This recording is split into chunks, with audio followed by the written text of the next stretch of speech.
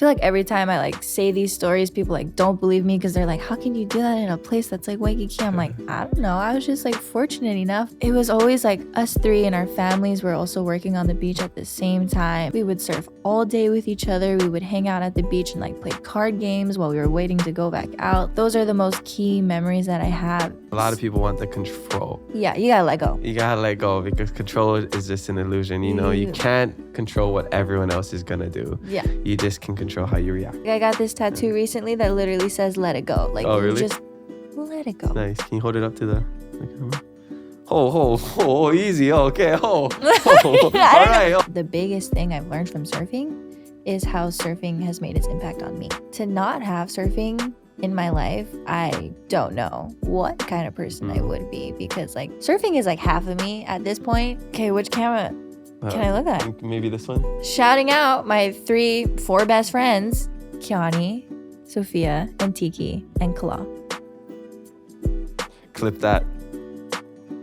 Elina mai kako, welcome to Keep It Aloha, a podcast that keeps it aloha by hanging out and hanging 10 with your friends in Waikiki. I'm your host Kamaka, and I tried hanging 10 with my toes to the nose this morning, but it was really just a lot of face to the water. So that didn't go too well, but I'm excited to hang out with you guys today on this podcast. We have an awesome episode for you today.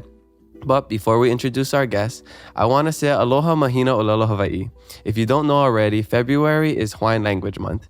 We obviously don't need a month to celebrate our native tongue, but if you were looking for a reason or extra motivation to learn and perpetuate the Hawaiian language, then this is it. Remember, o ka hoʻa'o ka mea nui. The main thing is that you try. I'll be teaching you a Hawaiian word every episode this month, and today's one is he'enalu, which means to surf. Kind of fitting for our guest today. Speaking of surfing, let's go introduce her. Support for this podcast comes from Texaco in Hawaii, which features 58 convenient locations across the state. Fueling up at Texaco is fast and easy when you use the Texaco mobile app to pay at the pump. The Texaco mobile app is a contactless way to pay for fuel so you can get in and out of the gas station quickly. Fuel your car and fuel yourself. Pick up your favorite local snacks and ice cold drinks at your neighborhood Texaco today. Texaco at Techron, driving performance. Our guest today is a Native-Hawaiian professional surfer from the island of Oahu. This water baby is one of Hawaii's top worldwide surfing competitors and has been perfecting her craft on the beaches of Waikiki since she was born. In 2022, she became the women's champion of the Vans US Open of Surfing in longboard division. In 2023, she won the Huntington Beach Longboard Classic, and today she is currently the number 2 ranked female longboard surfer in the world. She is a proud ambassador of the Twin Fin Hotel Waikiki, and let's be honest, she's just way better than you and I at surfing. I am super stoked to talk stories with her today. Her name is Kelis Kaleopa'a. Aloha, Kelis. Welcome to the Keep It Aloha podcast. How you doing? Hi, thank you. Good. How are you? I'm great. Did you get to surf today? I actually did. I came straight from Oh, the really? beach. Nice. Yeah. You got a little glow. Nice glow going on. I'm super sunburnt right now. So yes. I went out to Kewalos today. I usually don't surf there. I'm more of a rock piles bowls kind of guy. But I went with some friends, and after we surfed, some news people were there, and they're asking if we could interview about Chris Amore. Oh, because yeah. the news just came out. Yeah. We're recording this on February. What's today's date? January 19th. Yeah. And Chris Amore, one of the best female surfers, probably the best. One of the best. Yeah, yes. of all time. She just announced that she's going to be retiring soon from competitive surfing. Mm-hmm. So they were asking people like interviews and stuff, but I don't surf at Koala, so my friend did it. Yeah. But yeah, so what are your thoughts about that? That was honestly like one of the first things that I saw this morning, and it was like a lot of emotions, I feel like, because I look at her as like she's such an inspiration in and out of the water. Like her surfing career, like let alone is like so historical, but who she is as a person and like how she represents herself and like her people and where she comes from is much more like inspiring to me. So love that. I'm just like, I'm happy for her. You know, I'm so stoked. She's had like such a good career and now she's like starting a whole new chapter. So yeah, well, you're the next generation. Yeah, when my generation, it was Kalia Moniz, Carissa, and now you're like this generation's Kalia Moniz in the longboarding world. Yeah, and you're just separated by one letter, actually. Yes. Yeah. Which I'm sure you know the whole family, right? Everybody's everybody knows them. Okay, so I'm really excited to talk stories with you because you're so accomplished already, and you're only 19? 19. Yes. That's crazy. What were you guys doing at 19 years old? Oz, what were you doing at 19 years old? Eating. Yeah, probably just watching TV shows at home or something. Yeah. Well, let's get to know you, and I'd like to start my kino himai at the beginning. Where are you from? Where are you grad? And what was it like growing up? So I am from Waikiki. Pretty proud to be coming from Waikiki. I also... Sorry, what was the question? And then where you grad? What did I grad? Okay.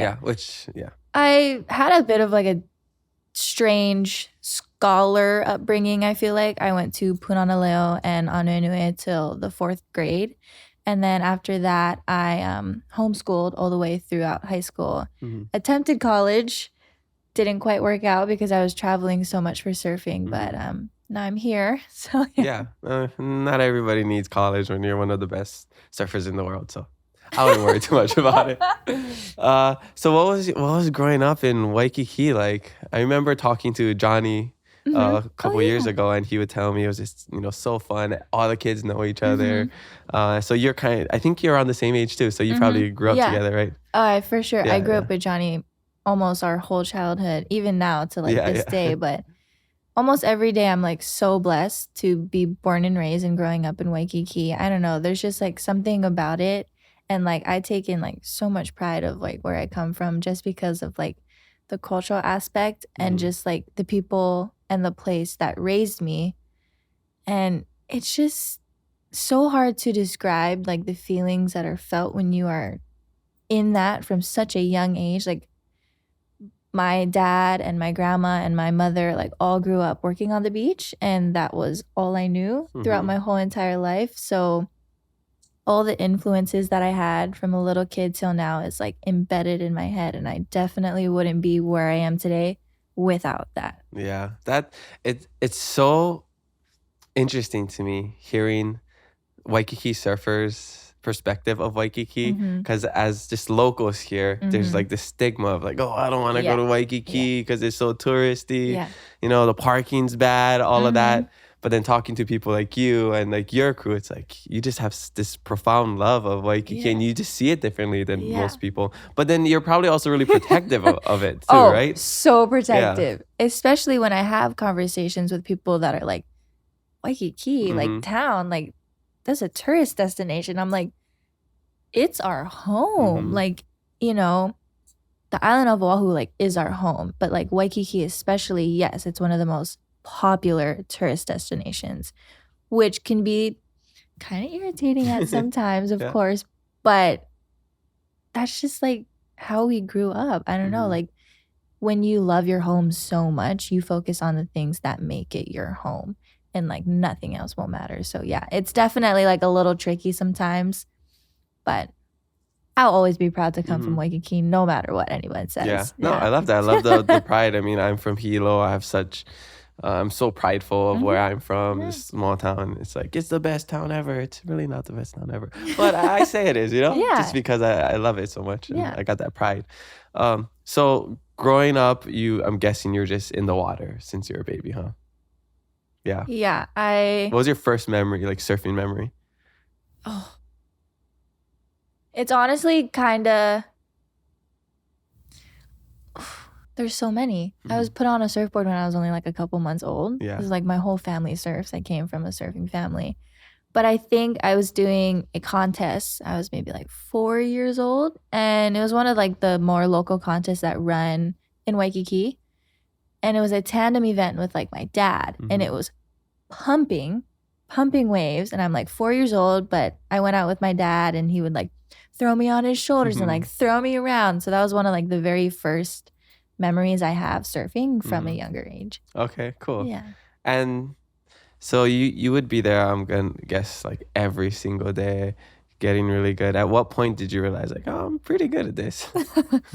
I honestly didn't see myself becoming a professional surfer.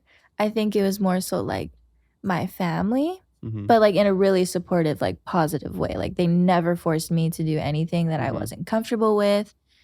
but just like my love for surfing grew so strong that I was fortunate enough to make, it professionally. Like it was just a bonus, like I'm always going to love surfing like to its core, like within itself. But I think I was 10 when I went on my first like surf trip to a contest, and I was like, this is pretty cool. Like people get to do this for a living. Like it's pretty sick. So over the times, it just naturally paved out the way it is now. So. Awesome. And now, I mean, it's your career. Do you plan to do anything else in the next couple years besides surf? I'm always gonna surf. Yeah. That's for sure. But like professionally, I'm not a super competitive person. I mean, I can You seem very mellow. I can be at times, like when I need to be. I mean, I'd love to just surf competitively for as long as I can, but I'm definitely like, it's not like my strong suit and the only thing that I want to pursue in life. Okay. Well, yeah, we'll get more to the future stuff later. What was some core memories just growing up in Waikiki with friends, family? I'm just curious to hear. I mean, I feel like every time I like say these stories, people like don't believe me because they're like, how can you do that in a place that's like Waikiki? I'm like, I don't know. I was just like fortunate enough. But like growing up with my cousin, Kaniala, who is also on tour too, and one of my really good friends, like Tiki, like we were all born and raised on the beach. Yeah, also some of the best surfers in the world as well. Just coincidentally. They're pretty good. Yeah. But it was always like us three and our families were also working on the beach at the same time. And it's like we would surf all day with each other. We would hang out at the beach and like play card games while we were waiting to go back out. Like those are the most key memories that I have. It's mainly just surfing because that's all we were doing when we were little. But like we'd go out on the catamarans and like just have so much fun, doing what kids do, but in one of the most beautiful places in the world, I feel like. So I'm always like, every time I think about it, I'm like, we had such a good upbringing. Like you can't top that. But yeah, growing up on the beach, surfing all day. Crazy. How do you, eating cheeseburgers and fries, like you name it, like shave ice. We were doing it. And you could do that because you're just working off the calories right after. Oh yeah, you're just like surfing so much, you're burning it off. But exactly. It was really fun. Yeah. How much of your Kulakaiapuni background do you remember? So when I went to Honolulu, I was fluent in Olelo, didn't know a lick of English. Wow. Like, I had such a hard time. So your parents speak? So nobody in my family really speaks. Oh, are you the first one? Yes. Oh, interesting. Okay. Yes. So I just ended up going to Punaleo and Honolulu throughout the 4th grade. And honestly, looking back at it now, I wish I could have stayed because I did end up losing my Olelo when I homeschooled because I wasn't influenced daily to like speak. So I think like after COVID or like during COVID, I started to like get back into Olelo. Like it's there. It just takes a little while, which is so crazy how fast you can lose something that you spent your upbringing only speaking. So that was very interesting. But being able to like fluently speak Hawaiian was, I think, so cool, and not knowing English at that time was so cool. I still have a hard time with like proper English for some reason. We all do. I'm like, okay, but I'm way more comfortable, speaking a little bit here and there and just like still knowing that it's like in me somewhere. Yeah, and even just throwing out words here and there, maybe even just listening to other people. It and understanding it is like still so cool now. Yeah, no, it's cool you have that background because I'm also a Punanaleo. Yeah. Punanaleo Hilo student, and then Anuenu is like the Oahu version of my school on the Big Island of Hiokaleni Fu'u. Yeah, so and then I was very blessed because my dad only speaks Hawaiian to us since we were babies. So we never spoke English. No, actually we did both, but he would only speak Hawaiian to us. But English is everywhere, so you're gonna learn English eventually. Yeah. So he always told us if you don't use it, you lose it. So he always texts us in Hawaiian, calls us like almost every single day. He would call us. Even when I'm living abroad, still be able to communicate. And there's a lot of stories like yours, like even people who went to the Hawaiian immersion school and they graduate and then they just don't have anyone to speak it to afterwards, and your proficiency of it just starts to drop. But it's in there too. It's like for me, because I learned Spanish, I lived in Spain.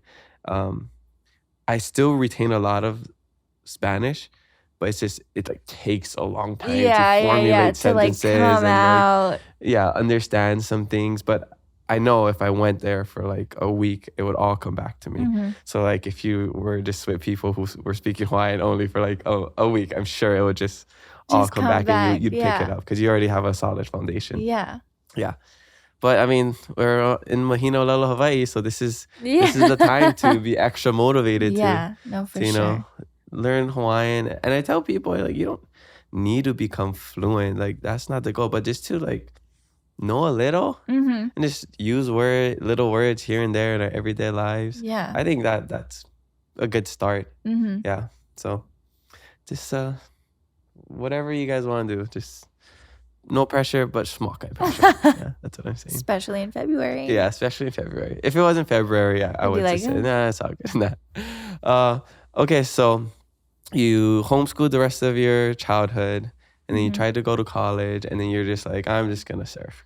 This is my calling. Yeah, I was going to KCC, which is the community college here. And I was studying in Hawaiian studies.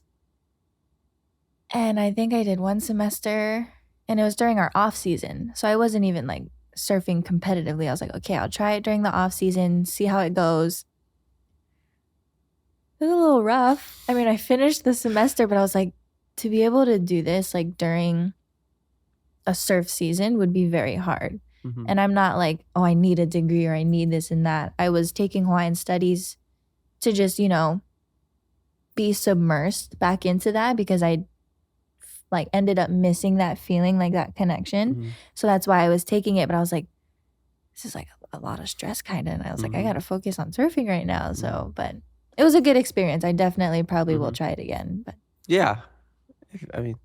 If you want, I mean, I feel like you don't need it. I mean, it's like, it's just a society thing, Like, you go to high school, you go to college, you get married, you have kids. Like, that's just the progression of life. Yeah. So I think you're on a different path. And I think college is okay for some people. I mean, I got my degree. But I think just the experience of college alone is very unique. But you can get that through traveling. You can get that through, just doing this other avenues. So the college is just one avenue. Yeah. So, yeah. And with surfing, you get to travel around the whole world. You've probably been to more places than a lot of people listening have ever been to. Yeah. And I'm sure you learned so much.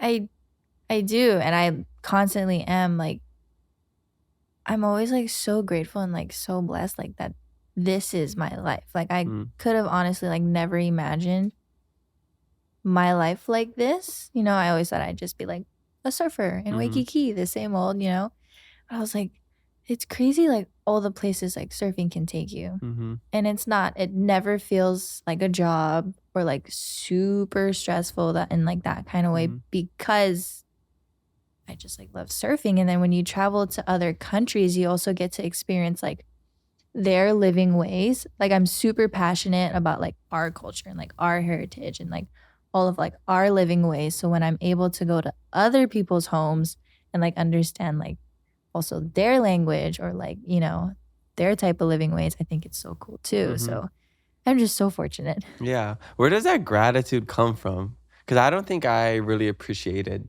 like Hawaii or even, my background in Hawaiian until I was in my 20s. And, you're not even, you're still 19, you even hit the 2-0 mark yet. Yeah.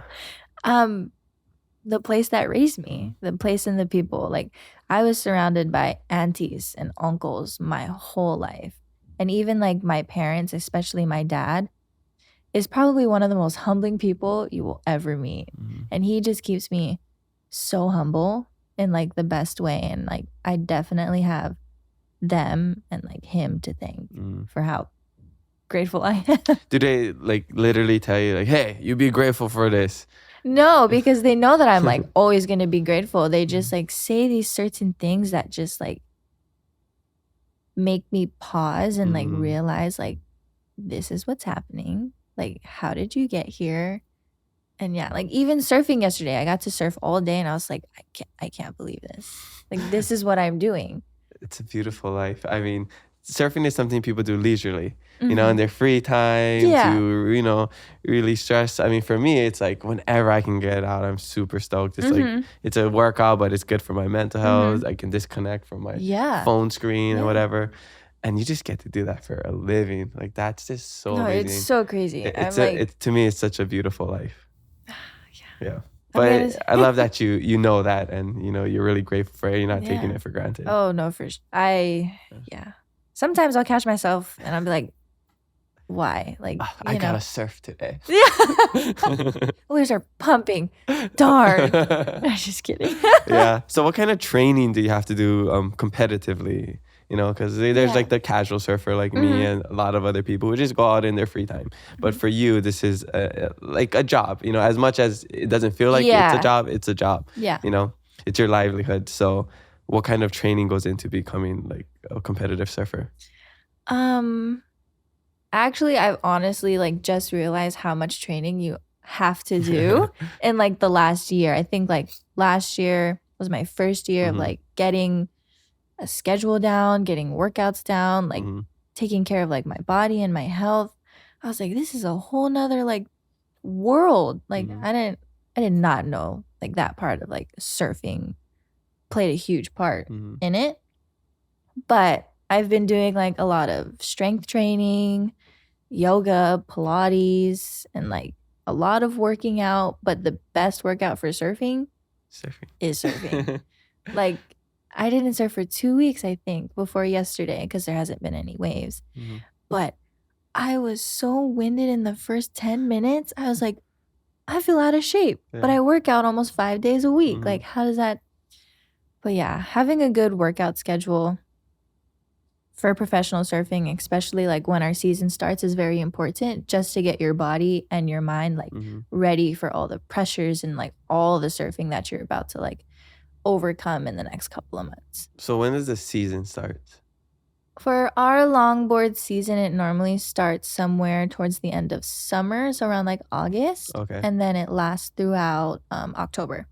Okay, so it's kind of short. It's short. It's jam-packed and it's short. Okay, so what are you doing the rest of the year? Living life. And like practicing, you know, like surfing whenever I can to prepare myself. Or do you do different campaigns? Do you have other gigs? I know you're an ambassador for the Twin Fin. Yeah, I definitely have like deliverables that I'd have to do for like the Twin Fin or any of my other sponsors. So whenever they're wanting me to do that, I'll do that, of course, like for them. But it's super mellow. So yeah, so you have a lot of I guess like free time throughout your day, so you can really control your schedule and be like, I can get up early to surf, or I can sleep in a little bit.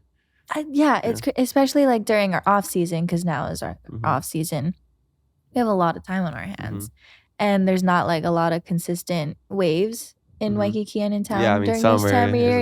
It's the best. And I don't really go and surf the North Shore either, so it's kind of like, what do I do? So I've been like navigating like all this time on my hands, you know. So it's been like a new experience for me. Yeah. Are you somewhat of a land person at all? Like, do you go on hikes, or do you play land sports, or it's just water or nothing? I'm not a very sporty person. I mean, like me with a ball, I can't. I don't know why. Didn't grow up playing like any ball sports, just surfing, but I do love going out in nature, especially like if I can't get in the water. Just like being out in nature also makes me feel like almost the exact same way as being in the ocean. So any type of feeling like that is a good feeling for me. Okay. So does your parents try to like push you to do anything outside of surfing? I think they know I'm pretty like headstrong with surfing, and I'm very content with surfing. Yeah. Like I'm a super minimal content person. they just always want the best for me and like whatever really makes me happy. So finding that balance of like, work outside of surfing and my personal life is pretty good right now. Yeah. So how sustainable is being a professional surfer in terms of like living like having a good stable income and living pretty financially stable? It's definitely tricky, especially for longboarders. We don't get paid that much when we are on tour. WSL is generous enough to like supply money when you do enter events. Compared to like shortboarders though, like they make so much money. Rightfully so. They go through like a lot during like their season. But we also get steady income from like our main sponsors and like other sponsors like the Twin Fin and stuff. I've been very fortunate to have a steady income, with longboarding and what I've been doing, but it's definitely hard. You invest so much money, like especially when you're just starting out. Like my parents invested so much money and so much time in me to do what I love. So now like that I'm older and like looking back at it and I can afford to like pay for my stuff now so they don't have to, is like, it's a really good feeling. It's a great feeling. It's a great feeling. I'm like, oh my gosh, you guys did so much for me. Like, I'm so sorry. No, but I think that happens a lot as you get older. You hit a certain point. It may not come when you're 19 like you, but I think most people go through that where they realize how much help they had from their parents and how grateful they are of their childhood, upbringing, whatever. And they just want to give back. You hear a lot of people say like, I want to buy a house for my parents. I want to retire them. And all. I mean, like that's one of my goals too, And I think it's a very common theme in, as you get older. So just shout out to all the parents out there. Shout out to all the parents. Yeah. If anybody wants to sponsor us, give me more money, then I could retire my parents. So probably just need a couple mil. If anybody's out there listening, just drop, just write a check, send it over to the Kai Media Studio. Mahalo.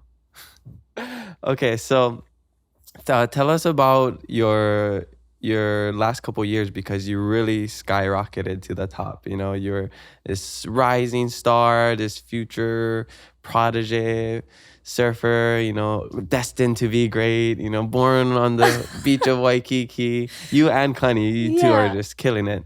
I think I started following you after you won, I think it was the Huntington Beach. Or maybe it was like, how'd you do in the Mexico? I remember there's the Mexico one, the Mexi Log Fest, yes. Did you win that one? I got third. Okay, third. Yes. And then you won a separate one. And then there's one you and Connie won, right? Me and Connie won the US Open together. Oh, that was the US Open. Yes. And what year was that? This year.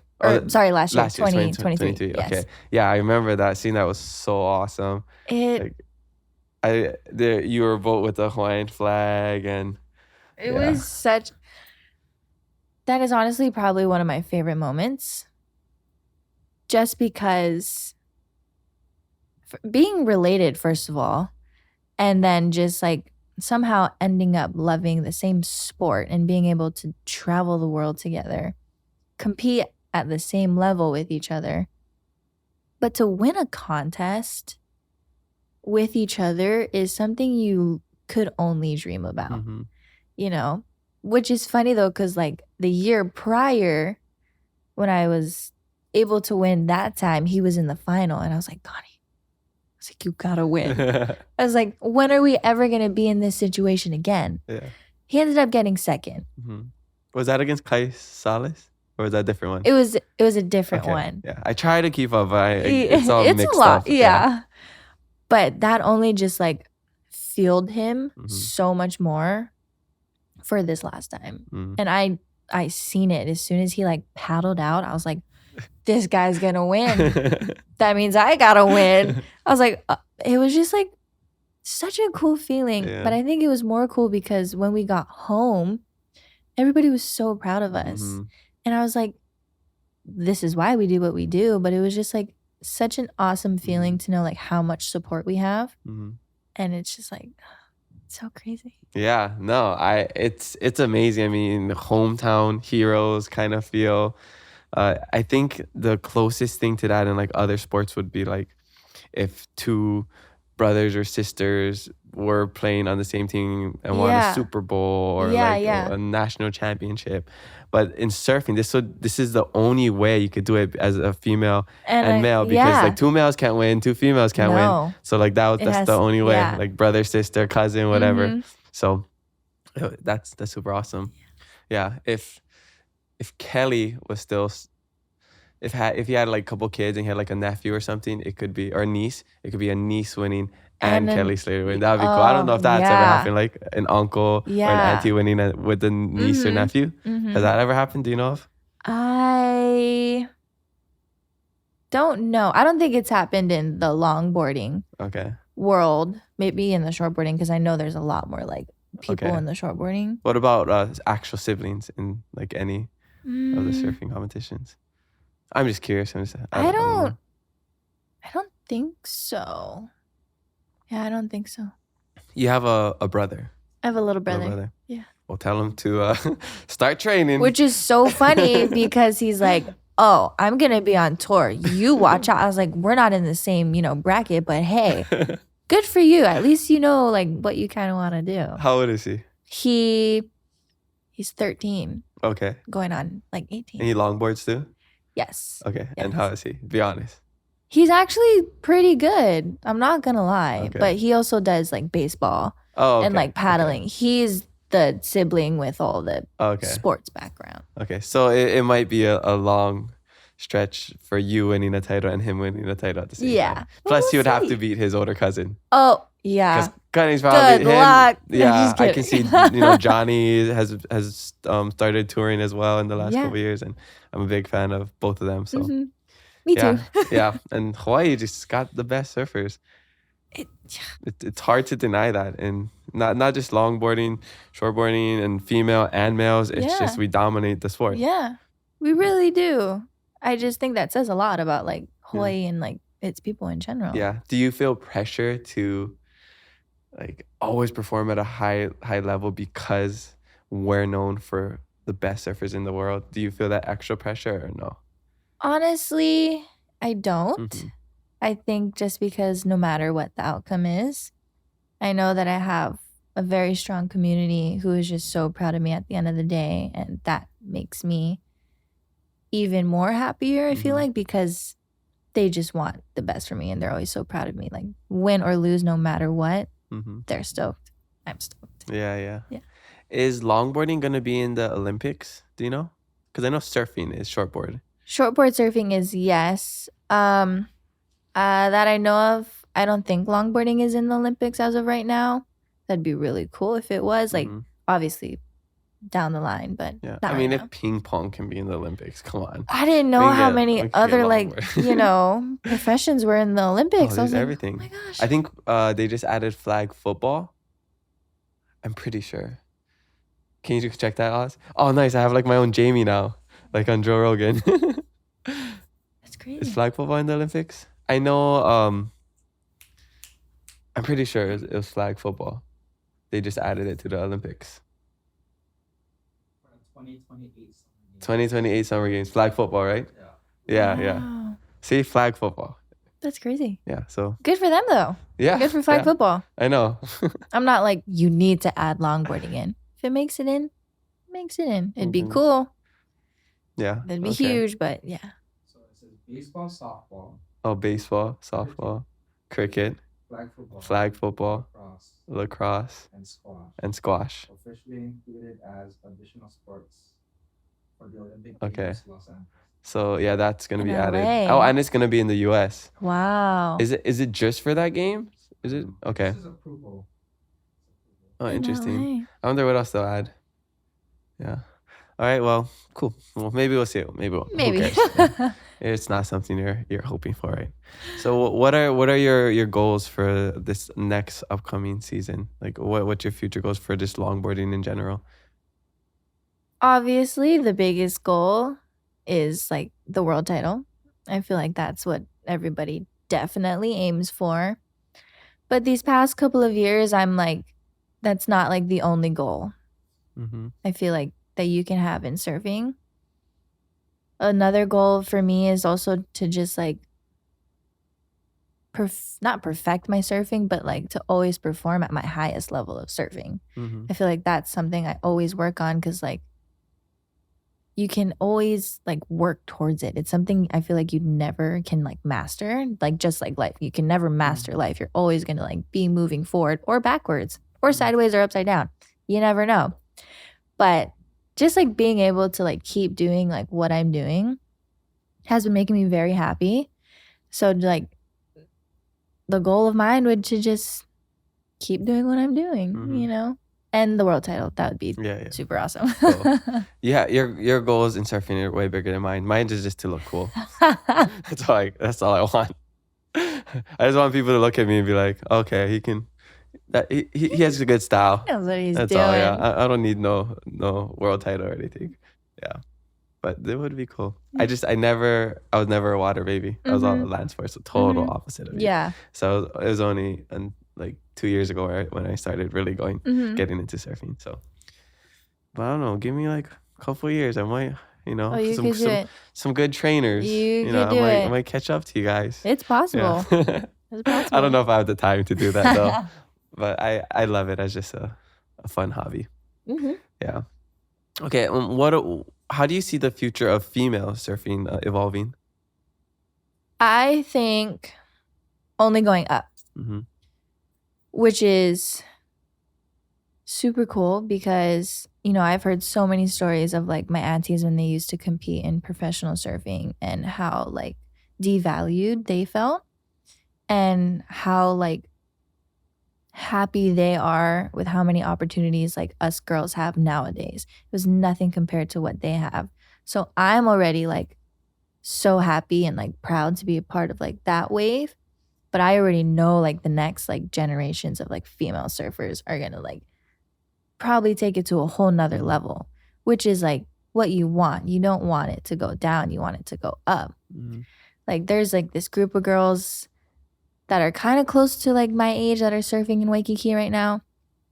I wasn't that good when I was their age. So like just to see like the talent and like the passion that they have is so strong. And it's something that I'm very, very happy to see like flourish. Yeah. I think these days too, you have more resources.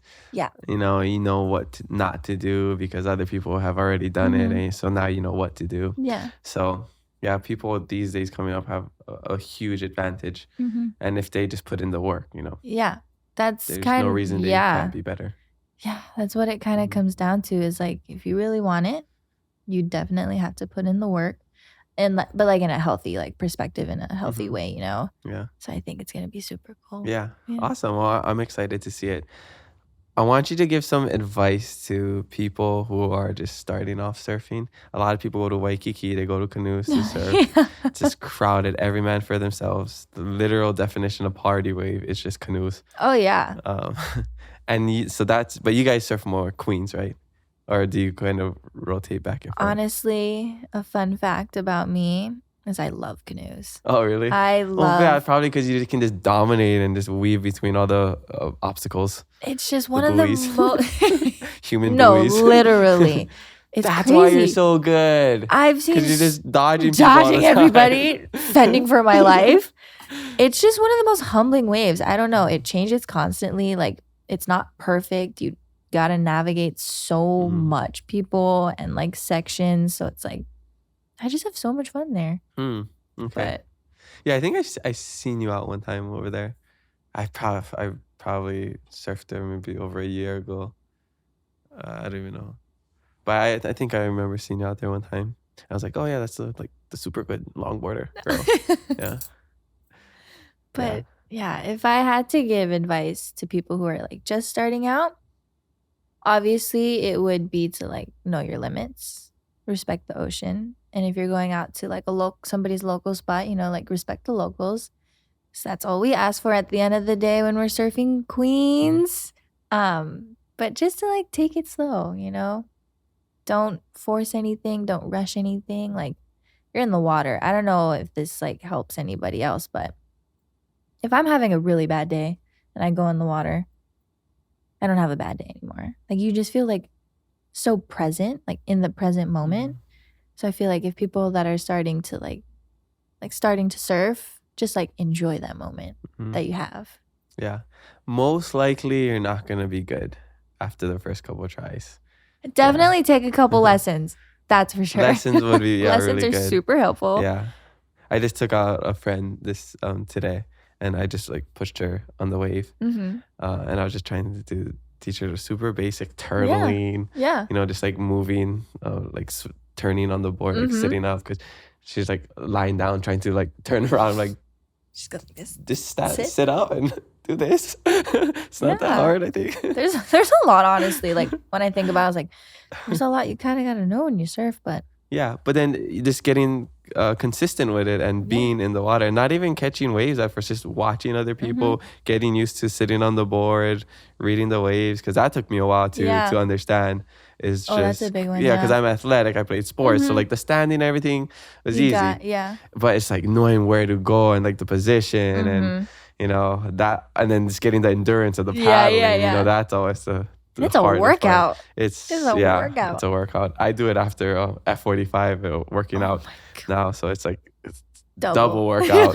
Yeah, but I think for me the hardest thing besides those was the social pressure of longboarding is like looking cool. Yeah, because longboarding is so stylish compared to shortboarding, and you know I'm a cruiser, so that's why I love longboarding, but I would get so nervous going on some waves because I didn't want to either cut off somebody or I didn't want to stand up and fall down or try something and look stupid, and I feel like I just wasted a wave, you know. So that's one reason why I almost never go to Waikiki, because I'm like, these are all the hammers. No ways. I like we're so inviting, you know, like if you have like respect, you know, like we're so inviting, and we want people to like enjoy surfing because like, you know, we enjoy it.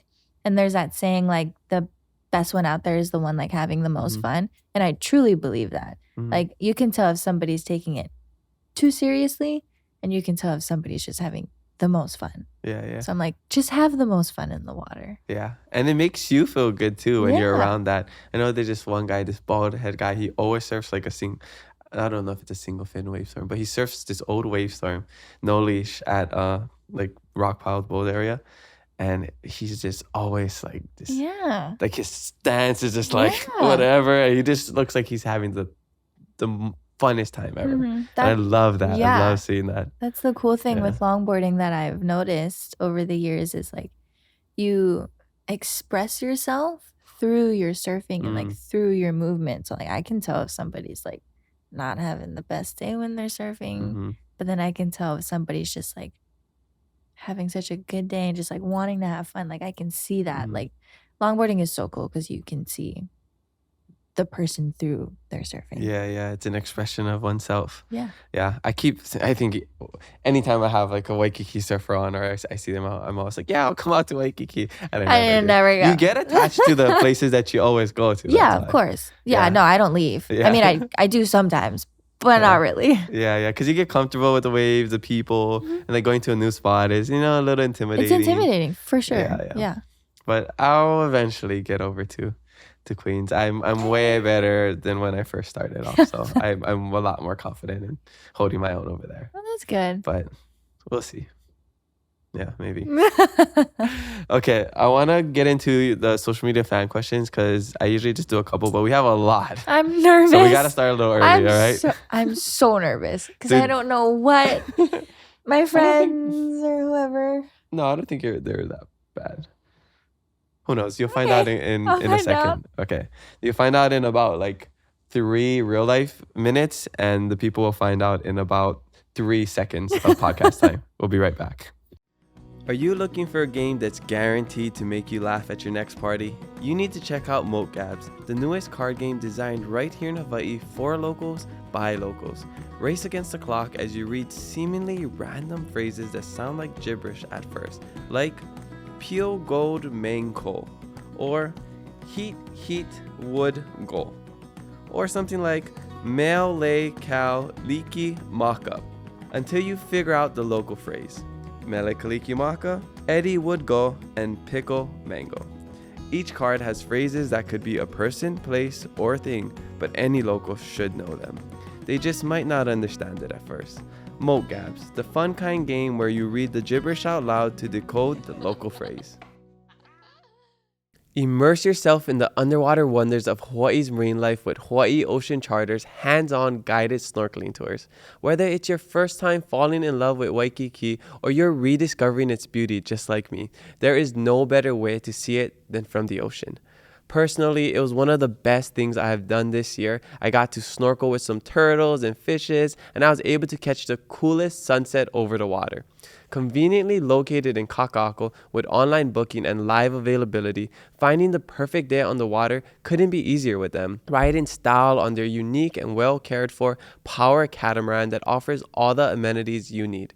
Locally owned and operated, their friendly crew lives for sharing their love for the ocean with others. Sunset cruises, guided snorkeling tours, whale and dolphin watching, coastal sightseeing, and fireworks shows are among the tours their guests love the most. Use code KIA50 to get $50 off of your next charter. All right, well, we're back from a quick shishi break. Let's get right into social media fan questions presented by Texco in Hawaii. All right. Kelis, you got some fans here. First question comes from Tiki Willis. This could just be like the social media fan questions presented by Tiki Willis because Tiki asked a lot of questions. Okay. Yeah. So this first part is just all Tiki. Basically, that's what we're going to do. I was like, I feel like it's a close friend of yours, so I couldn't just... one of my best friends. Yeah. We've So known I each couldn't other just since choose birth. one question. So Yeah. I'm just gonna do all of them. Okay. How does it feel to go through life with 3 nut job best friends? We're getting really deep starting off. I knew one of them were gonna ask this question, but honestly, I have 3 best friends. Nut job best friends. Nut It's job their words, doesn't not come mine. close to them, to us.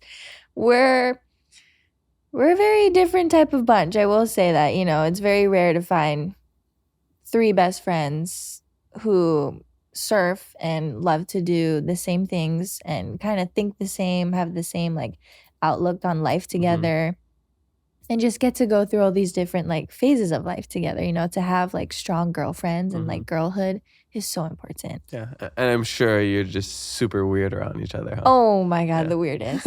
Like if somebody else was around, like I would be scared to be around these girls. We're just like, we're so weird. Yeah. I love it. That's the best thing in life is just finding other weird people like you. Yeah. Like we Yeah. embrace it. Exactly. Maybe too much. Yeah. But I'm so happy No, to have never them too in my much. life. Yeah. Awesome. Okay. Next question. This is all Tiki Tiki, questions, people. okay. Okay. So next question from Tiki is: when you surf, do you make sound effects in your head like "sopa"? I don't know. Did I say it correctly? "Sopa, sopa, sopa, sopa." I'm guessing it's like when you turn, right? Or like Sopa. Sepang. Yeah. Oh, okay. It could be. Honestly, I don't. I sing in my head. Oh, okay. Like I sing songs. I don't make the noises. That's like when people hit the punching bag or whatever, Okay, and yeah, then the sound. Yeah. Yeah, Or I the just sing. soup. Yep. Like, oh, damaging this mic. Okay, cool. Do you have a specific song you always sing? It's kind of whatever's been stuck in my head recently. What's been stuck in your head recently? This song by Mariah Carey. Okay, which one? It's called Obsessed. Okay. I heard The it- Why You So Obsessed Yeah, with Me I one? heard it in my yoga class the Okay. other day, and I was like, "Oh, this is such a good Okay. song." Do you have a stalker that you need to tell us about? No, I don't. this why That's you're why on I was here? like, should I say it? Like, I'm totally fine, but Please blink twice if you're in trouble. This is a safe space, all right? I'm okay. All right. Okay, next question from Tiki. She says, we know you love home so much. So what's it like to travel for such lengths of time? A normal question. She's kind of Yeah. good question. Yeah, I'm yeah. so surprised. Mhm. I mean, I'm such a homebody. I'm a pretty big homebody. Obviously, she knows. Mhm. But I do have more of like an appreciation for home, knowing that I get to come back to this place. Mhm. Like I can't be like so spoiled and be like, I don't want to leave. Sometimes I'll catch myself doing that. I'm like, but this is such a cool opportunity, Yeah. and home will always be here. Yes, that's what I always say. Mhm. Home will always be here, and nothing really changes in No, Hawaii. yeah. Yeah. Okay. She also wants to. She also says, "I would love to know if you're single."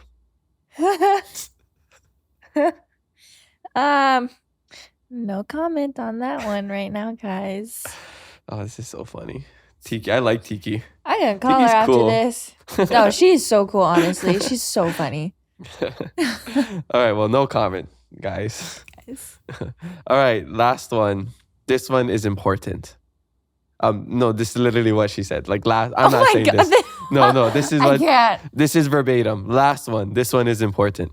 Shout out Tiki, Sophia, and Kiani. ... and Kala. Or Kala. Kala Okay. is Keanu's boyfriend. Okay. Okay, which camera can I look at? Maybe this one right there.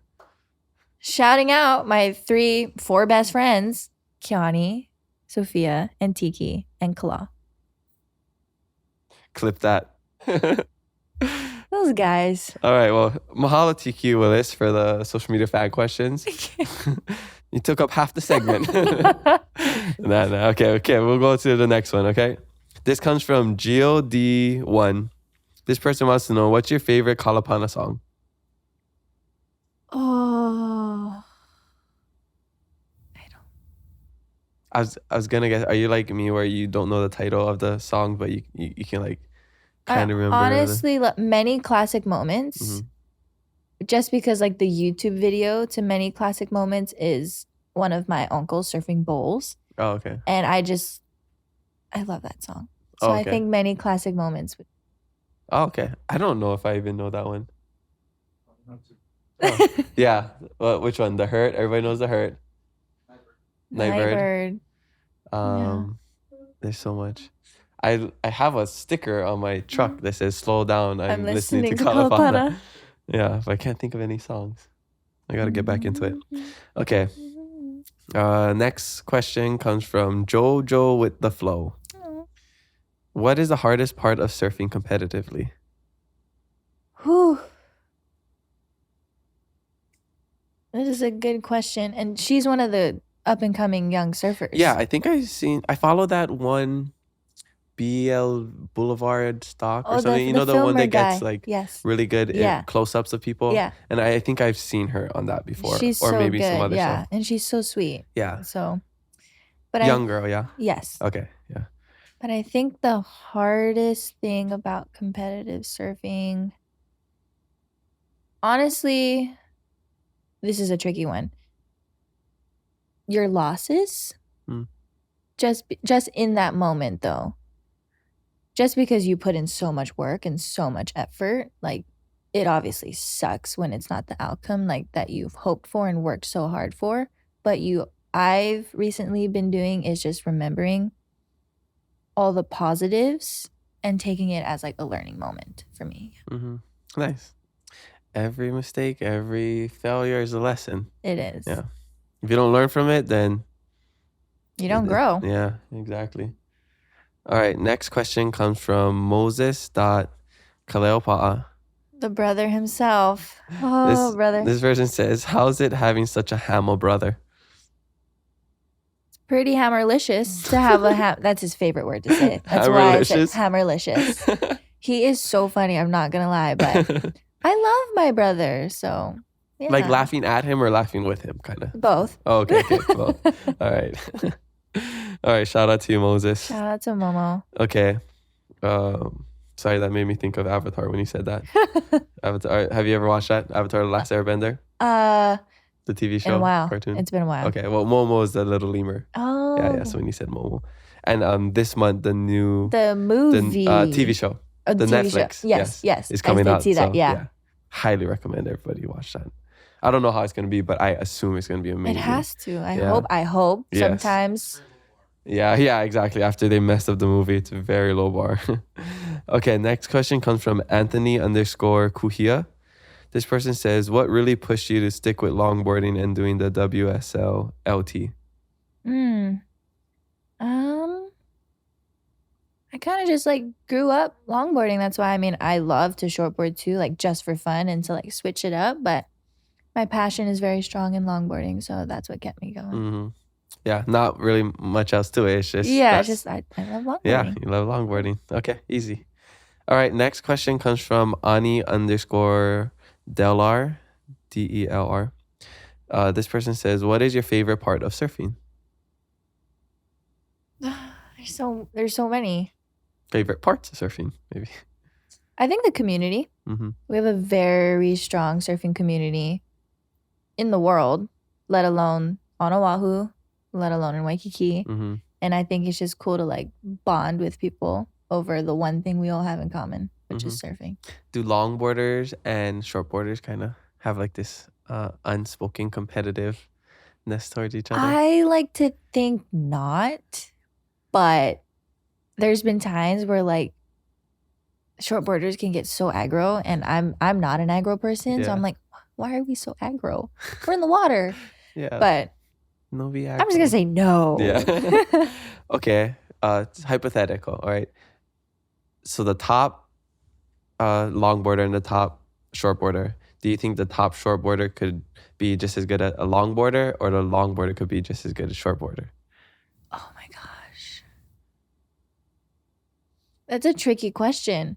I've found that a lot of longboarders have an easier time adapting to shortboarding for some reason, just from what I've seen. But like it's also so easy for like everybody to jump on a longboard and like, ride a longboard. But to get good like competitively, I mean, because anybody can ride a longboard. I can ride a longboard. I could go left and right, but I can't, do all the tricks. Yeah. Which is what you get scored on in competition. Yeah. I don't know. It takes like years to perfect like our craft, even in the shortboarding. So it's like, it's tough one, yeah. I would love to see like the top, like kind of switch and go at it. I feel like that'd be so cool. That would be a cool like TV competition. We're gonna keep that idea. Well, maybe it could be a cool event too. Yeah, just to see everybody fully switch like their profession. Yeah. That's kind of cool. I'm down for that. Oh yeah, okay. Maybe one day in the future. Okay, next question comes from M.W.Canova. This person says, "What's your favorite time of day to go surfing?" Ooh. I like to go when the sun is blazing hot at the worst time of the day, which is like 11 to 2. Yeah. I have found that I really like going at that time for some reason. But is it a crowd thing, or is it just that's when you're free? I think it's just like I kind of go with how the waves are throughout the day. That always just seems to be like the most consistent and best time. Okay. So yeah. I usually go like midday too, just for that's probably like the only. It has nothing to do with the waves though. It's just It's just that's the time I usually have free. And then sunset gets crowded. So crowded. Yeah. And cold. Yeah, exactly. All right, next question comes from Anna.applebanana. Great username, by the way. Yeah.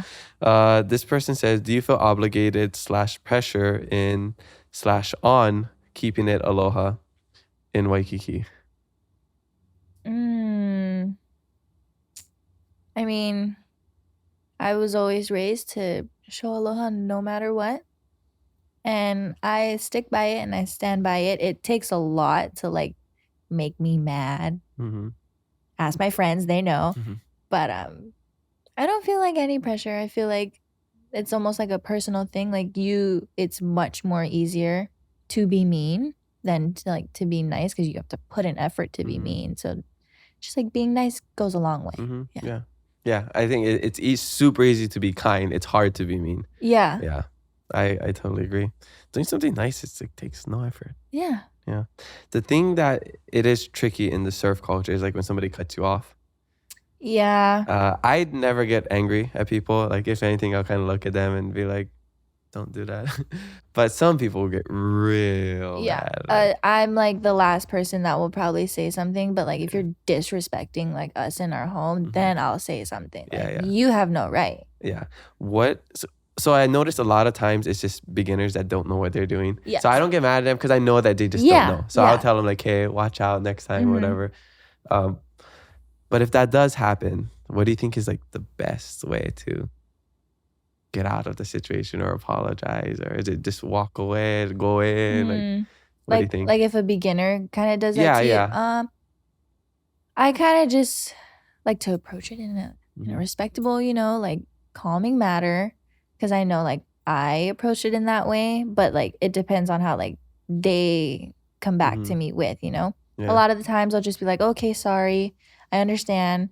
Or sometimes they'll just like have an ego and bust out but I paid money to come here. And I'm like, what? That always People happens. actually say that? You'd be surprised the things people say like at Queens. But I leave that up to the boys to deal with. Yeah. Let me introduce you to Uncle right This is my cousin. These are my friends. You can go talk to them. That's a good one. That's a good one. All right. Next question comes from Kano Gruffy. This person wants to know, how would you describe the surf culture for women? How would I describe the surf culture for women? Inspiring. I feel like there's been so many moments throughout the surf culture in general, especially like with women, so inspiring. You know, our kings and queens used to surf out in Waikiki, and I feel like not a lot of people know that, and I've just recently found that out. So I think that's also so inspiring to me. Like I get to share the same waters as them. Like I feel like that's also why I'm so strongly drawn to that place too. But yeah. That is cool. You're thinking like, wow, I'm in the same water as Duke Kahanamoku. Yeah.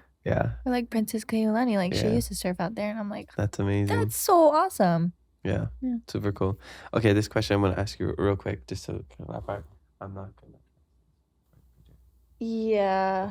Because I'm. Yeah. I got it. Okay. Sorry. Secret kind of thing, guys. Sorry. Yeah. You guys don't need to know. Okay. Abby McKay asks, what does your platform as a Kanaka mean to you? I think I'm not a big social media girly. If I didn't have to use social media, I wouldn't have social media. But I do like it for its benefits, for its positive side. And being able to express who I am as a person and like kind of what I stand for and like where I come from and the people that I come from, I would 1000% put that out. And that's what I kind of want to do, like educate people or like just get to express, you know, things I'm passionate about. So yeah. Yeah, I think that's the best way to use your platform, especially when you have, you know, a significant amount of followers. Just, you know, share cultures, share your authentic self. Yeah. I remember seeing this one post saying like, don't use social media less, use it more intentionally. Yeah. And I think that's the goal is, you know, because we always be like, I gotta delete social media. It's like, no, you just gotta stop scrolling endlessly on social media. With good intentions. You can curate your feed, you know. If you're just looking at all negative stuff, your feed's gonna be all negative stuff. And also you can just not follow people that you don't want to follow. Yeah. Post what you want to post and go on with your day. Block people. Blocking people is so fun. We get so many random your hate and people negativity. on the podcast. I'm just like, block. Yeah. So easy. It helps you with like your peace of mind. Yeah. It's social media is such a funny thing. Okay, next question comes from Shanooners.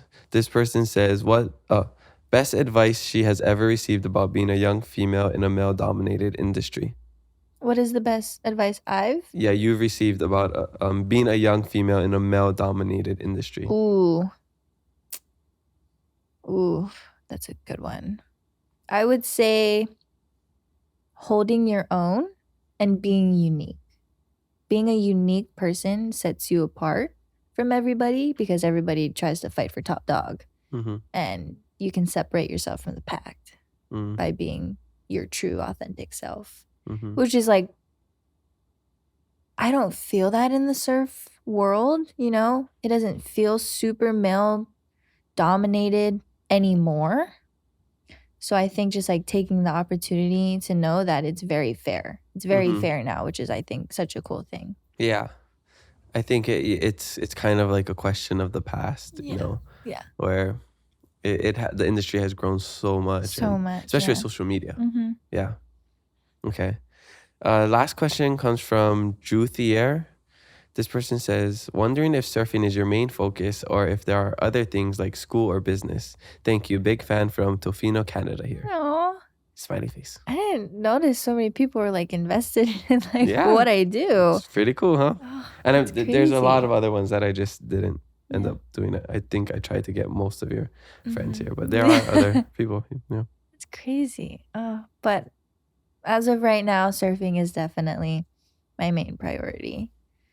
I can't even say priority because like it's just like It just doesn't feel like. it doesn't feel like it at all, but I invest a lot of my time and my energy to it and all the things that like comes with it. Mhm. So yeah. Do you ever have to say like, oh, sorry, I can't do this. I have to surf. So if somebody asks to like make plans or anything, I'll look at the surf report first to make sure that, there's no waves that day. Mhm. But yeah. Okay. So it is a priority. It's a priority.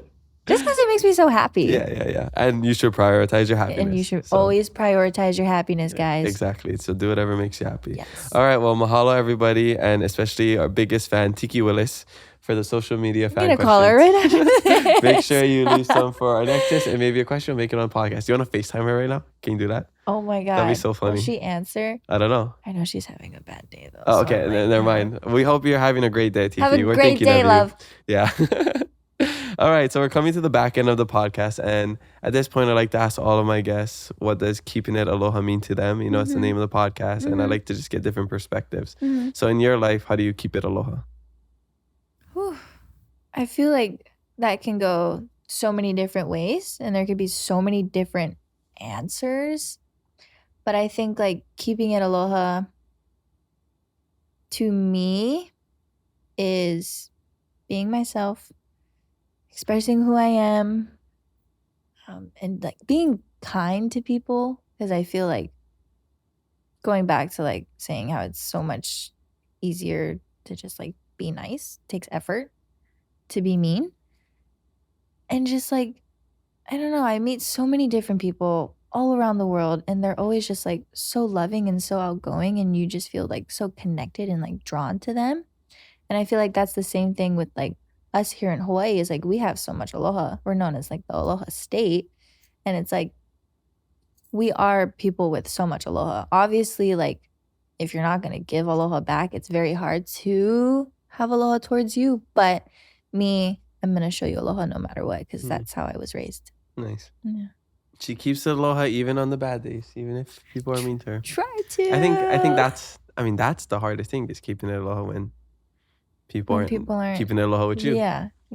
And that happens in surfing sometimes, when you're around so many people. Yeah. And or even just in Waikiki on the beach or just in life in general. You always want to surround yourself with people who have the same values and ideals and think like you. It's so easy, right? But when you're around people who disagree with you, have different opinions, don't think like you, and you're like, why would they do that? I would never do something like that. Yeah. And it just takes like so much of like your energy, like your good energy to just like deal with it like that in a negative way and express it. So it's just much easier for me personally. And like this is what I've been like trying to work on lately. It's just like, if it doesn't involve me, don't get involved. Like, it's just not worth your energy that you try so hard to protect and like keep yourself happy. Nice. I love that. And I think it has a lot to do with control. A lot of people want the control. Yeah, you gotta let go. You gotta let go because control is just an illusion. You can't control what everyone else is gonna do. Yeah. You just can control how you react to things. Yeah. Like I got this tattoo recently that literally says let it go. Like really? just let it go. Nice. Can you hold it up to the camera? Oh, easy. Okay. All right. I'm like, how do I hold it like this? How do I not look like I want to scrap right now as she rolls up in her lifted Yoda outside? But yeah. Okay, cool. All right. So being Native Hawaiian, what makes you most proud to be Hawaiian and even have a small background in Aloha, Hawaii? I think for me is the connection that I have with my ancestors. I feel that very strongly in what I do, especially in surfing. And it's just like a feeling that like you can't describe. Almost every time I'm in the water, I feel connected. And not just like in our waters, but like when I'm surfing like around the world. Mhm. Even if I'm in a super heavy heat, like I will feel that connection. And I'm just like very proud to come from a place and people that I know I don't just feel that. I know other Hawaiians feel that Mhm. too. And we can like share that feeling. And I'm also just proud to be from such one of the most beautiful places with the most rudest, deepest like cultures in the world. And I think it's so special. Mhm. And I'm just so grateful. Yeah. Do you think you in the future you try to do anything outside of surfing to perpetuate the culture, and like in your mind how do you think that looks like? Mm-hmm. I mean, that's why I was attempting college and, Mhm. doing Hawaiian studies because like Mhm. I just love learning and I love being immersed in all of the knowledge and like finding that connection with our ancestors and moving forward with like Native Hawaiians in general because like there's so many people doing so many cool things that are Native Hawaiian. Like Maluhia, when I Mhm. watched your guys' podcast, she's the most sickest person ever. She's tap. Like she is Tap. Mhm. Tap is her. Yeah. So I'm like, "Ugh, like that's so cool, Mhm. So of course I'd love to do something that like puts Kanaka and like Hawaiians and like Hawaii, rightfully so on the map, like they Mhm. deserve to be. And I think surfing has given me that platform and that opportunity for now. So I can't really say like what I'm for sure gonna do after this, Mhm. but right now this is You have a good. lot more years to go, so maybe figure out. I didn't even know what I wanted to do until maybe when I was like 27. I'm 30 right now. So, you're a little ahead of me, I think. Yeah, because sometimes you go to college, you don't really know what you're gonna do, and you just end Yeah. up wasting time, wasting Yeah. money in college. You're getting experiences, and it wasn't until I studied abroad is when I, really just wanted to see the world and Mhm. understand everything else outside of Yeah. Hawaii. And then I went a little too far from Hawaii, and then lived in Madagascar. I'm like, oh no, I just want to reconnect to the Mhm. islands, Yeah, and yeah. I want to step foot in Aloha to like Mhm. really just connect with the Feel ancestors. that, And like yeah. I feel like every so often there's like a time in life where you just have this feeling or this urge to do a little something more, something different. Mhm. um and maybe you'll get that where you're just like surfing isn't like, I'm sure it'll also fill your cup, but surfing competitively, Yeah. it might just like the flame might die, which happens with a I lot of athletes, yeah, and I know me. I know me Yeah. as a person. It probably will, Yeah. but Yeah. And so like for me, like if I could give you advice, this is the thing that has led me to all these amazing opportunities. It's like I just do whatever is the next most exciting thing. mhm. Whatever that is. Yeah. The next most exciting thing for you right now is surfing because you're good at it. You're in your Yeah. prime. You're probably not even in your prime yet, honestly. So just like that's so exciting because you have such a bright future. And then when you get to whatever else, maybe they'll be like, wow, you could be an actress. Maybe you'll Yeah. become an actress. You And that sounds never super know. exciting to Like, you. And then yeah. just like Yeah. just go for it. And I'm sure you don't even need to hear this. Like I'm sure whatever you do, you're gonna kill it. Thank And like you. I'm super stoked for your future. I love seeing everybody just do what they love and do it authentically. Yeah. It's just the coolest thing Yeah. to see. Yeah. And for me it's cool because I'm like, I'm gonna talk to them on my podcast. It is because I have this platform. Yeah. I'm just like, that person looks super cool. And I can just talk to them. I could just send a DM. I know, you made me sound like definitely like way cooler than I am. I was like, I'm not this cool. It is. But thank Sometimes you don't know the impact you have on other people's lives. I definitely didn't. Yeah. I mean, let's look at all the questions. I you did. get, That's why I was like, that many people ask Yeah, questions. yeah. I was like, okay. Yeah. And sometimes like you won't even see it for years, Mhm. But there's always, somebody, a group of people, maybe even more, a whole community that is impacted by your kindness, by your job, by whatever you do. Mhm. And sometimes like you just don't know because not everybody goes up to you and be like, hey, you inspire me. Yeah. That's just how it is. If everybody had no filter or had no like anything like suppressing their emotions and thoughts, Mhm. we'd all just be like saying it'd Saying probably be bad. It'd probably be whatever. bad though, because you Oh, know, yeah. as much kindness and compliments that people would get, like, It wow, would make that's you so yeah. But it also, people would be a little too honest, be like, I hate your outfit or something. straight you know? up Yeah. be like, that's not working. Yeah. So maybe it's good that we were designed with some sort of filter. It's a Yeah. good balance, and I think it also Yeah. keeps you humble. for Yeah, sure. yeah, exactly. Yeah. I guess we don't want everybody just always complimenting us, right? Yeah, no. That does sound kind of good. And I but, can't like- take compliments. I can't. Oh, okay. I'm You're like, at that stage in your life. Okay. uh, I think that's a thing that it eventually you Yeah. can get better at. Because I talk with a lot of people who are like, can't accept compliments. Yeah. Even me, that's how I was earlier on. I was Yeah. just like, accept it. If they say it, it's, Yeah, that's the. I'm working on it. It's like taking away somebody's blessing, It's like if somebody wants to pay for you or something, and you're like, no. But if they really want to do it, just let them. Yeah. Because you're letting them bless you. And by you saying no, you're rejecting that, you're taking away their blessing.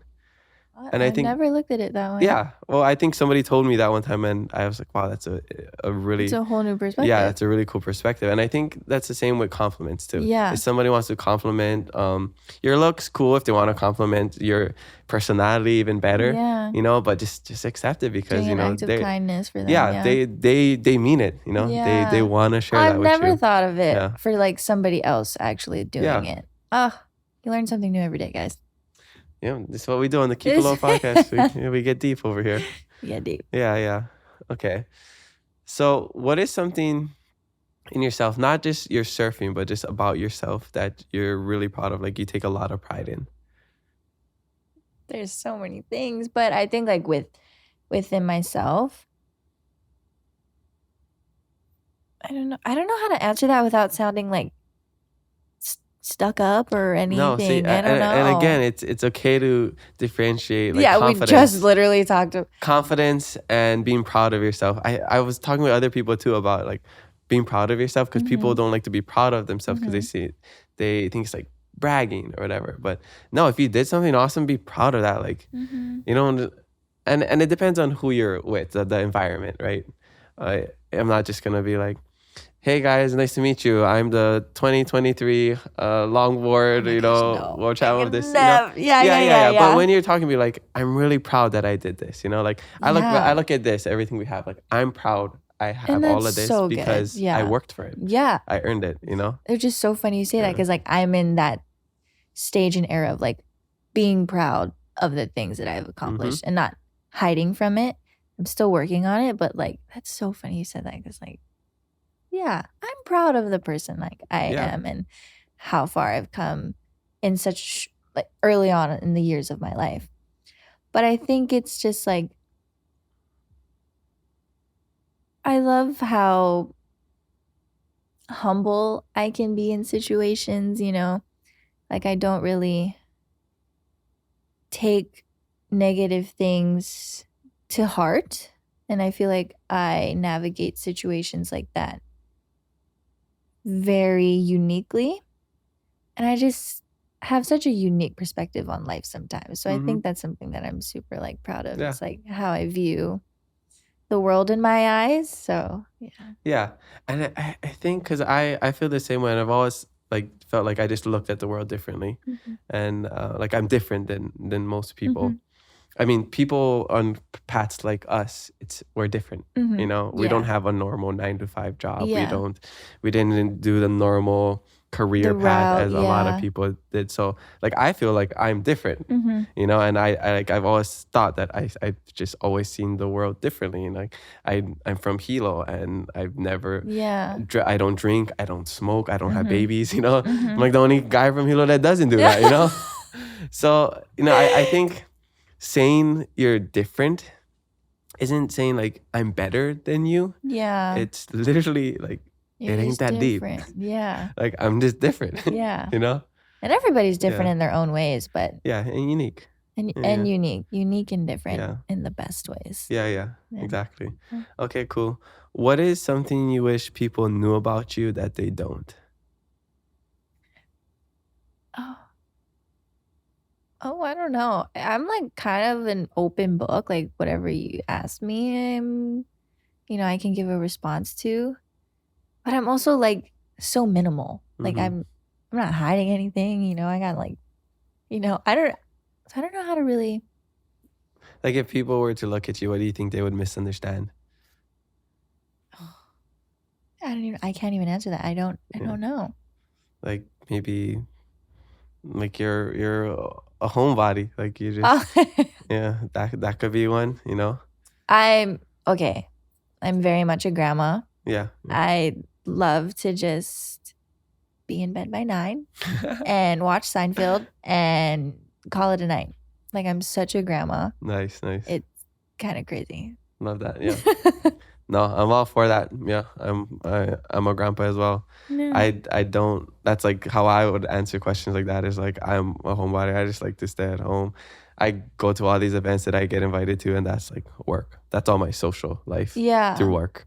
Yeah. But if I had the choice, I'd be at home just watching Yeah. sports, watching TV shows. Like now anime these yeah. days. Like I'm such an Yeah. old soul too, so I'm like drawn to like I can tell. those type of things. Yeah. Mm-hmm. Yeah, I think that's great, and I love these long form podcasts because people can Yeah. really get to see like Yeah. this side of like they And just probably see you on social media, on like social this media. surfer No, just for killing sure. it. It's like a Yeah. one-on-one, Mhm. but everybody else can also, get to know more about you. And I also get to learn about myself too, which Yeah, is yeah. also like a bonus, It's like therapy. Yeah. In the best way. Yeah. I love analyzing my guests as well. Mm-hmm. Yeah, taking notes. Yeah. Okay, so what are your I want to ask what are your plans after surfing, but you're still so early into it. Yeah. I kind of like Like, have you a have an general idea? idea. Obviously, I'm like, I don't know what I'm going to do for Yeah. the rest of my life. Like, I'm going to have like somewhat of an idea. Okay. It just like depends how long I stay with like professional surfing. But like in the most perfect world, I would compete till I was like late 20s, Mm-hmm. retire from professional surfing, and then just like start a new chapter of life. Like kind of what like Chris Moore's doing. Mm-hmm. Have like all of that time to like dedication to yourself and to the sport and to surfing that you love so much.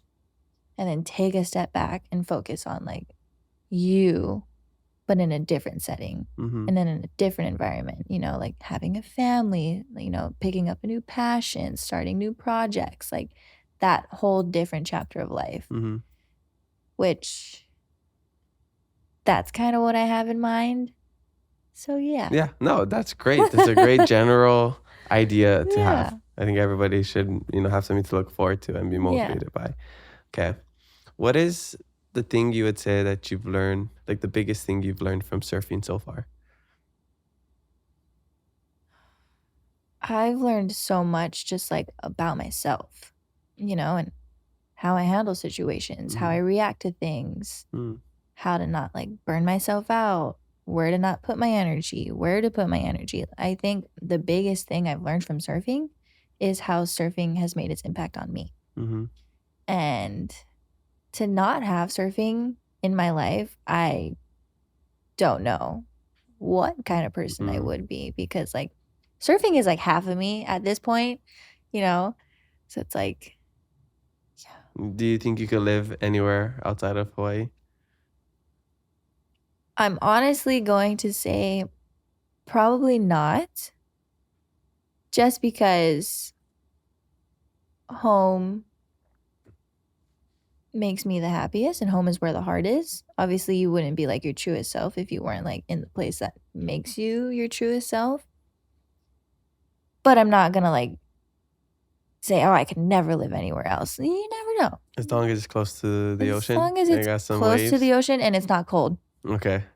I struggle in the Oh, cold. how have you been handling the last couple weeks? Oh my God. It's been like the coldest in Hawaii ever, I feel like. Like that one week where it was so cold, I had like, I slept with sweatpants, sweatshirt, 2 blankets, socks. I was like, what is happening? Yeah. And people were calling me crazy, like on my Instagram, because they're like, they're not 68 from here. degrees is not cold. And I was like, If it's in the 60s, us. it's considered freezing It's in Hawaii. freezing. It's scientifically considered freezing in Hawaii. And that's a fact. Do not check it.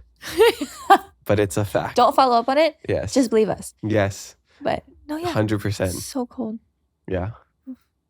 So anywhere that doesn't have like a winter season. Yeah. Yeah. Yeah. Like, Okay. Yeah. Do you not surf big waves at all? Like North Shore? Like, I guess longboarders aren't necessarily known for like surfing crazy big waves. So I'm not like scared of big waves. Like Yeah. I don't mind big waves at all. Like I get so happy when we get like summer swells and the waves are huge. It's just I don't make it out of town, I feel like, during the winter season. You're just an absolute townie. I'm an absolute townie, and it's also like we come off of such a short but long season, and it's just like downtime. It's like time to relax and like spend time with family, like get into a routine. Like that's how I spend my winters, which is the opposite for shortboarders. Yeah, that's true. So if you were to ride bigger waves, do you have different board setups, or do you drop down to like a mid-size, or do you just longboard it? It kind of depends. Like I ride the same board almost every day, but if it's like big, I'll probably change it up to more of like a high pro type of board, so it's easier to not get pounded and worked on. Or I'll just take out my shortboard. Okay. What's your setup right now that you have? I have a 9.2 Waikiki model by Kai Salas that I've been riding for a little while, and I Single love it. fin? Yeah, single fin. Okay, cool. I got a 9.2, so I'm almost like the same as her. So like basically what she said is like we're pretty much at the same level. We're equal. Yeah, exactly. Right there, 9.2. Just hanging out right in the back of you. Oh. Yeah. Oh, I don't know if you can see it. I see it. I just got it for Christmas. Ooh. So I've been taking it out. It's a thruster setup though. Oh, okay. Yeah. What is some advice for learning how to walk to the nose? I can step and I can like get there, but I can never stay there. That's why I say toes to the nose, face to the water. Or face to the... That's so true. And I've done that. So I still do that. I probably did that this morning. But I would say take your time. Okay. And for some reason, like your mind and your body connection will know when it's the right time to walk. For some reason, it's so weird. But it will know. So I'm just like, just trust that. Take your time. You're not going to get it on the first try or the second or the fifth. So yeah, just taking it easy. Yeah, that's one thing that I try to tell myself before I go surfing, because I tend to just, because it's so fun. I just always try to walk to the nose. And sometimes it's just that it's a wave that you're just not meant to walk on the nose. And also I don't have a walking longboard. Like it's not meant to be walked on to the nose. But I still do it because it's fun. Yeah. So I always tell myself, okay, just listen, like don't force it. Just do whatever the wave tells you. Yeah. Because sometimes I would just try to force it and then I like step off and I'm already off the wave or something. But then other times where I'm just like, okay, just flow. And then I'm kind of just like gliding. Just flow, And then like, oh, I feel like, and you can feel it like what you were saying. Like, I think now is the time where I can try to take a step forward. You fully can. And it's so interesting. Yeah. Like I'll tell, like people will ask me just like at canoes, like the same question you just asked. And I'm like telling them this. I was like, they're not going to believe it. Like, how does your mind and your body know? And I'm like, they just do. It's like true love. You know when you know. They just know. Yeah. So you're just like, you have this crazy connection with your board and this surfing that you just know. You just know. You can't explain it. Yeah. Okay. I could have never tried. So basically you'd be a terrible teacher. For sure. No, for sure. Like my dad teaches surf lessons for a living and I would probably not be the best. Yeah. You'd just be like, so how do you do this? Oh, just stand up and just walk. Like I care for them and I try so hard. I'm like, oh, I don't know if I'm doing this right. So yeah. Okay. So surf lessons go to like your dad or something. Yep. They go to everybody else in the family. Okay. Does he work in Waikiki still? Yeah, he does. Lessons? He's kind of just doing his own thing right now. He's been doing it for like 20 years. Okay. Almost since like before I was born. But yeah, he's still there. Okay. And your mom is a flight attendant. Is she still a flight attendant? Yeah, she's a flight Okay. attendant for Hawaiian. Okay, so she probably knows a lot of the same people I know because my Guaranteed. sister's a flight attendant and our auntie Kula Kamahele, Okay. she's a really, everybody knows Auntie For Kula. sure, then, yeah. So they probably know her. Okay, cool. Oh, who are some surfers that you really looked up to growing up? I feel like it's so obvious for like girls my age to say Kelly Moniz Mhm. and Carissa Moore. I was influenced a lot actually with like the aunties that grew up in Waikiki that surfed, like my auntie Pinoy and like my auntie Jody, who I got to surf with this morning. They just have like such a unique style, you know, and I was just always so drawn to that. And growing up, that's all I saw. Mm-hmm. But I also like Auntie Rail's son too. I obviously never got to meet her, but to hear her stories and to see videos of like her surfing and what she did for like the Hawaiian women, Mm-hmm. it's super inspiring. Yeah. Yeah.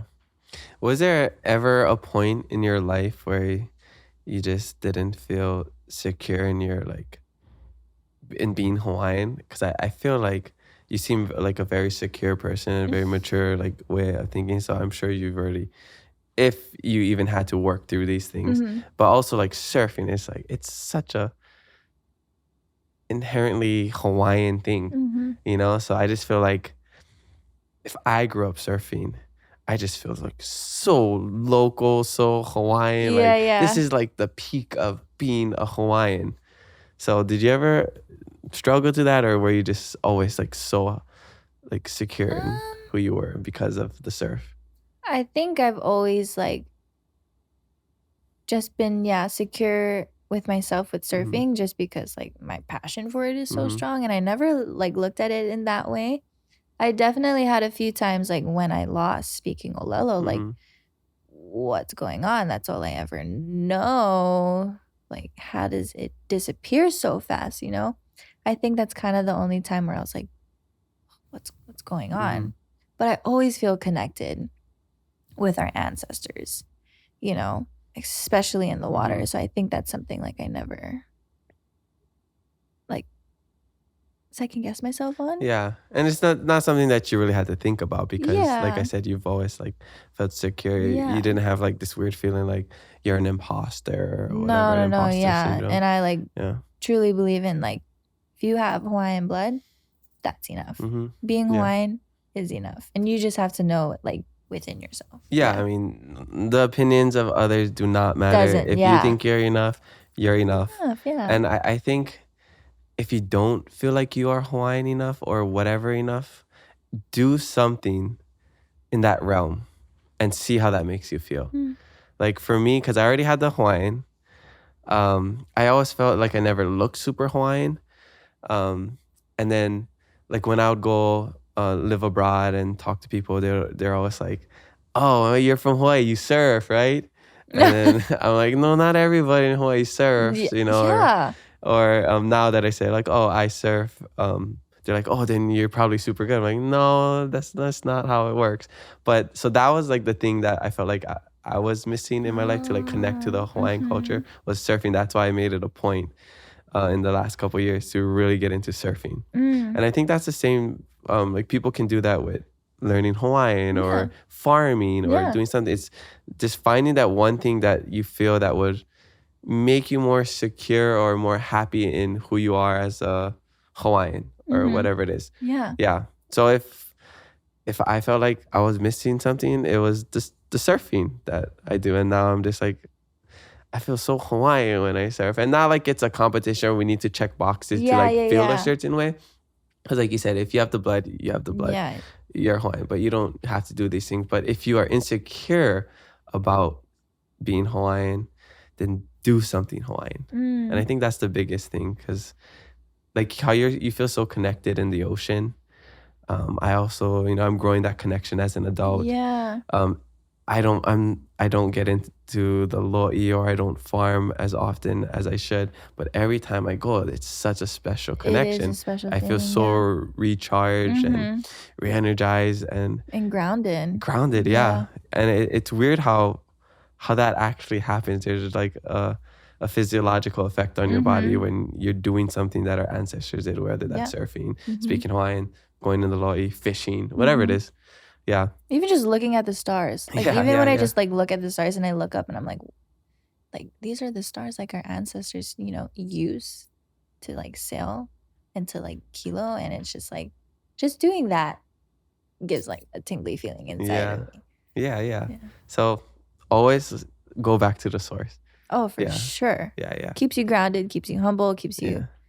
who you are. Exactly. I know one of our past guests says, like, instead of looking to other outside sources like crystals or manifestation or whatever it is, It's the source within. you just start with your own ethnicity, your own culture, and see where that takes you. And if none of that works, then go to the outside sources, you know, like other religions, other beliefs. But if you're Hawaiian, start with everything Hawaiian.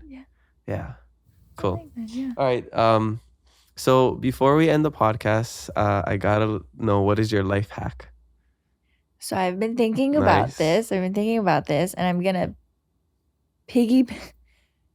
I don't have a lot of life hacks in my life. I just You'll acquire them over the years. Will, yes.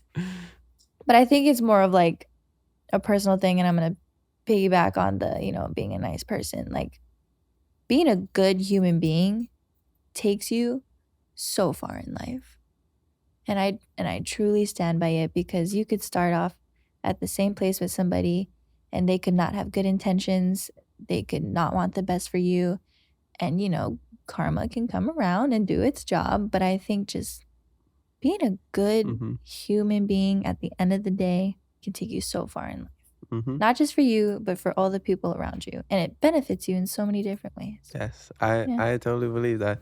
It's funny because when you're a nice person, you're not doing it. If you're truly a nice person, you're not doing it to like and expecting something in return. You're just doing it because it makes you feel good. And that's like who you are. Yeah. Yeah. And then it's nice when people are like, oh, well, something nice happens to you. And they're like, well, you deserve it because you're a nice person. And then, you know, those moments make you feel like, I must have done something right to deserve this. Yeah. And I love those moments because it's like, you don't expect it, or you like the world, like, I deserve this because I did something nice. Like, that's never how my mindset is, and I'm sure it's yours. But when you are rewarded for something, you're like, it's definitely a good feeling. And I also look at it like you treat others how you want to be treated. And like, that's it. Yeah. Okay, because I just 2 episodes ago I just taught Russell about the platinum rule, because they say the golden rule is treat others how you want to be treated. The platinum rule is I'm sorry, listeners, if you've already heard this. The platinum rule is treat others how they want to be treated. So think about that, because I know how I want to be treated, and it's, you know, XYZ. Maybe it's you give me food and I'm really happy, but maybe somebody needs something else. So we tend to think like, oh, treat others how they want to be treated, or how I want to be treated. But it's not always. It doesn't always work like that. Yeah. You'll learn something new every day. I've learned a handful of things today, guys. Yeah. But something to think about. Yeah. And it's great for like relationships and, you know, for just everything. Close friends, anything. Yeah. Because a lot of times a lot of the disagreements or the things that come up in life is just misunderstandings. I totally agree with that too. You kind of put yourself in their shoes and like take a moment, pause, reflect, assess. Like, how do they want to treat? What do they need? Because you don't know what somebody could be going through. That's why, like, kindness all the way. Yeah, kindness is cool. Kindness is cool. Yeah, let's make that into a t-shirt. Yeah. All right. Favorite post surf. Oh, sorry. These are just my last fast 5 questions. So these are rapid fire answers. Okay. Favorite post surf snack. Leahi Health. Ooh, acai bowl. I really like their smoothies. Oh, smoothies. Okay. Yeah. Which one? It's called Roots Rock. Roots Rock. Okay, cool. I don't think I've ever had that one. I think that's what it's called. I like anything with coconut. Ooh. Yeah. There's a few Leahi Health bars, right? Yeah, there's a couple. There's one. Which is the one that you go to? There's one in Kaimuki. Oh, okay. Which is like right up the street from my house. I'm in Ainahaina, and there's one over there. Yeah, there's one in Ainahaina too. Okay. Is there another one? There's one in like Manoa, and then there's one in Hawaii. Oh, the shopping center. Yeah. Yeah. Okay. Cool. Shout out to Leahi Health Bar. I think on Thursdays they have like a deal on the smoothies. I think that's what I remember. It's like like a cheap $1 Thirsty Thursday or off, something. and then like their Taco Tuesdays and Saturdays, so it's like $15 Yeah. for a smoothie and their tacos. Pretty Really good deal. good. Awesome. Okay. Favorite place to travel outside of Hawaii? I really like Mexico. Mm-hmm. Yeah. Cool. What about Mexico did you like? We go to this one place, or we've been going to this one place to surf for a little while now, and just like the surf community there, it feels just like home. So Cool. Yeah. They have that Ohana culture. yes, they do. Yeah. Okay. Favorite pump up song? It kind of depends what I'm feeling that day. Honestly, it could go anywhere from like classic Hawaiian music to rap Mm-hmm. to country to Taylor Swift. It could go so many different ways. Okay. So yeah. Cool. Do you know Travis Kelce? Yeah, the football player. Oh, you mean Taylor Swift's boyfriend? I've known him because he's a football player. Okay. Yeah. So you don't know him through Taylor Swift? No. Oh, no. okay. Cool. I know cool. him because he plays on the Chiefs. Yeah. Yeah, it's so funny. I mean, because I watch football, and like the whole Taylor Swift, Travis Kelce thing became such a big headline Mhm. over the last couple months. So it's just funny to follow. Okay, I know you said Seinfeld, but what is your favorite TV show other than that? I'm currently finishing Suits, but Oh, Suits, nice. yeah. But I really like New Girl. Oh, that's a classic. New yeah. Girl is so good. Yeah, that's one of those you can just always Always watch. watch. Yeah. But Suits, I heard is making a comeback. Yeah, because it's Yeah. on Netflix. Yeah, so I everybody's used to been watch watching it like long when time, it was- probably like 20 between like the 2010 and 2016. Yeah. When it was out. Yeah. And then I just saw recently, I think they just won an award or Oh Or- yeah, the Golden yeah, I Globes remember or something seeing like that that. they presented Yeah. an award or something. I don't know if they won an award. But they were all there. Yeah, they were yeah. all there. Yeah, so I was like, oh, I didn't know Suits is making a comeback because I used to It love that show. is. Harvey Specter. It was like trending. I'm a Donna girl. I'm a Donna Donna's girl. awesome. Yeah. Yeah. And then what is Mike? Mike Ross. Yeah, Mike Ross. Yeah. And then Meghan Markle, the Meghan Queen of England, I whatever know. she is now, she was on that show. Mhm. Yeah, Crazy. crazy. Okay, last one. Favorite quote, if you can think of one. If I can think of one. It's tattooed on my chest. Oh, okay, perfect. And it's love gives life within, but Mhm. it's in Hawaiian. Okay. Yeah. Oh, it's one of is in Olelo no Eau. Yeah. It's Okay. it's from the Mary Kavena Okay. Hukui's book. Yeah. It's I know this one. Don't tell me. Oh, I know this one. Ola Loco something. Ua ola loko ike aloha. Yeah. Ola Loco Yeah, Ike Aloha. it's- Yeah. I got it on because Yeah, I was like, love does give life within. I love that. Awesome. Okay, and then I'm gonna add one more because I just remember that Mhm. it's Mahina Olelo Hawaii. Mhm. What's your favorite Hawaiian word? I actually really like malie Hmm. because it's calm, it's like grounding. So yeah, I would say malie. Yeah. Isn't your mom's name Malia? Malia, yeah. Malia. Okay, that's similar too. Yeah. Okay, cool. All right, well, that's all we have for you today. Just want to say mahalo for coming on. Thank you. You survived it. This was fun. Thank you. I really Yeah. enjoyed it. Yes, we just like to have a good time here on the Keep It Low podcast. We'll get you a shirt before you head out too. You can rep the Keep It Low. But is there anything that you want to share before we wrap up? If not, tell us where we can find you. You can find me surfing canoes Monday through Sunday. No, I'm just kidding. But Find no. her at 1638 something street. Private information. But no, yeah, I just want to say thank you for having me on for today's episode. Yeah, of course. I'm honestly super stoked about your career and where you're gonna go. I love following all the people doing amazing things in Hawaii. So I know you're gonna get that world title eventually. I know that too. I tell Thanks. Johnny the same thing because Yeah. I really like Johnny. I know Yeah, same with Clenny. Like they're off. it's all bound Just to happen how at much- some yeah, point. it's bound to happen. Yeah. Yeah. Well, go make sure you follow her career. You go check out her stuff. And just want to say mahalo, Kelis, for joining us on the Keep It Low podcast. Spread love, be kind to one another, and mahalo for listening to us today. We have new episodes every Thursday, so make sure you follow us and leave a review. I'm your host, Kamaka, and remember to always keep it aloha. Thank you. Mahalo. Thank you. Yes, sir.